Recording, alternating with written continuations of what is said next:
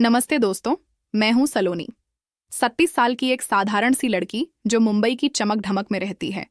मेरा रंग हल्का गेहूं और मेरी आंखें, जैसा लोग कहते हैं, किसी को भी अपनी गहराई में डुबो सकती हैं। लेकिन आज मैं अपनी कहानी नहीं, बल्कि अपने और अपने भाई आरव के बीच की उस अनकही नज़दीकी की कहानी सुनाने जा रही हूं, जो शायद आपने पहले कभी नहीं सुनी होगी।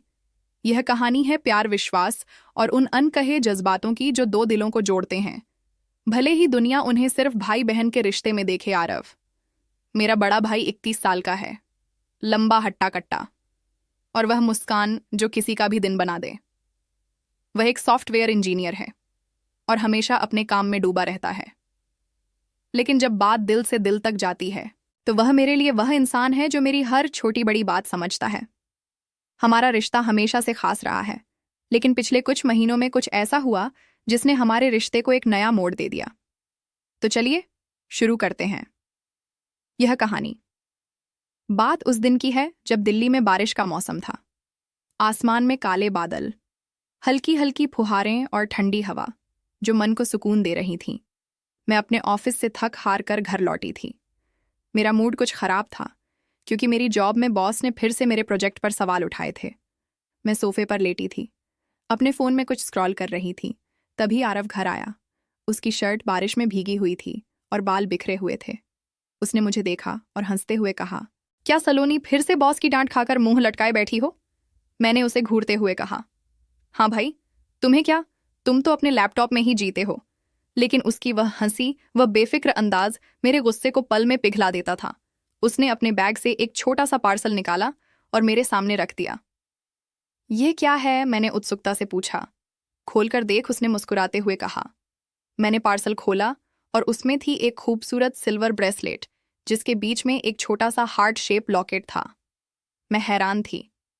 भाई, ये इतना सुंदर है, लेकिन अचानक यह सब क्यों?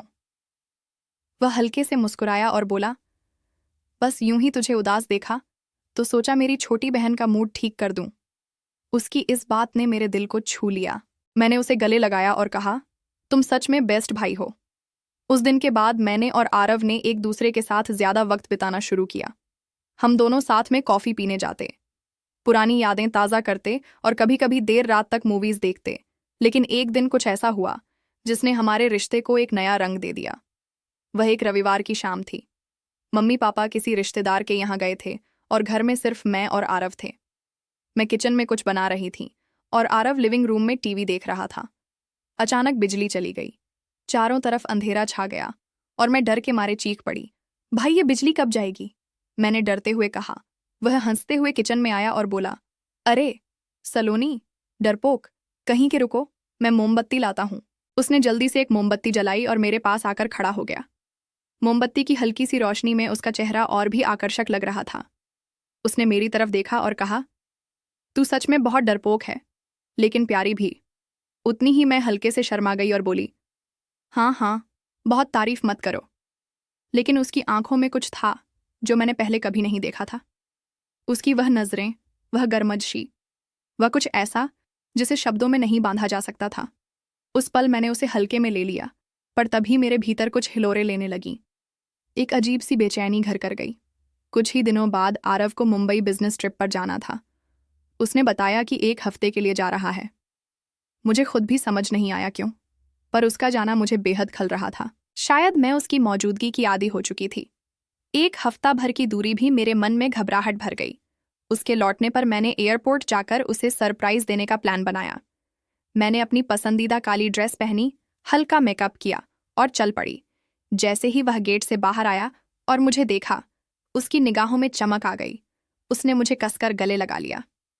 सलोनी, तू यहाँ सच में, तूने तो मेरा दिन बना दिया। उस रात हमने एक रेस्तरां में डिनर किया। बातों बातों में उसने कहा, मुंबई में तू बहुत याद आई, तू नहीं थी तो सब कुछ अधूरा अधूरा सा लग रहा था। मैंने हंसकर बात टाल दी, पर मेरे भीतर फिर वही अजीब सी हलचल शुरू हो गई। क्या यह सिर्फ भाई बहन का प्यार था या फिर कुछ और? एक दिन हम घर की छत पर बैठे थे।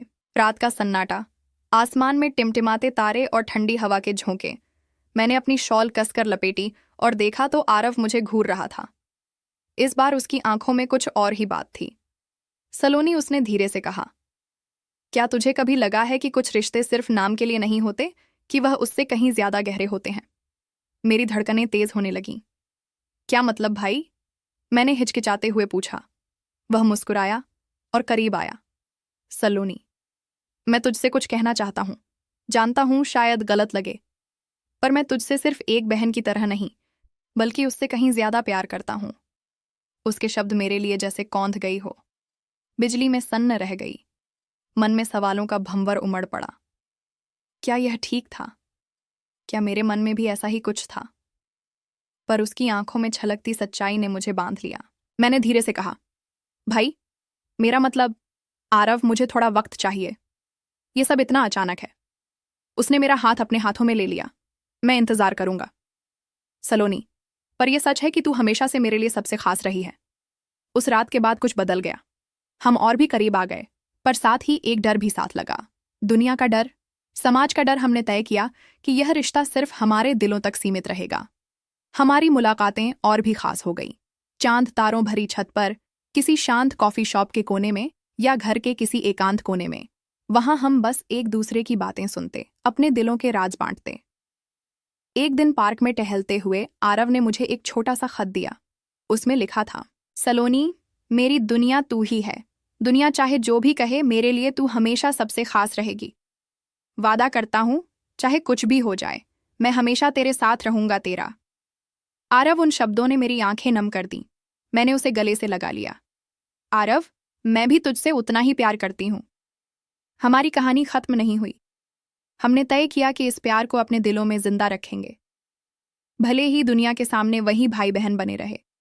शायद यही हमारा सच है, शायद यही हमारा प्यार है। पर एक बात पक्की है,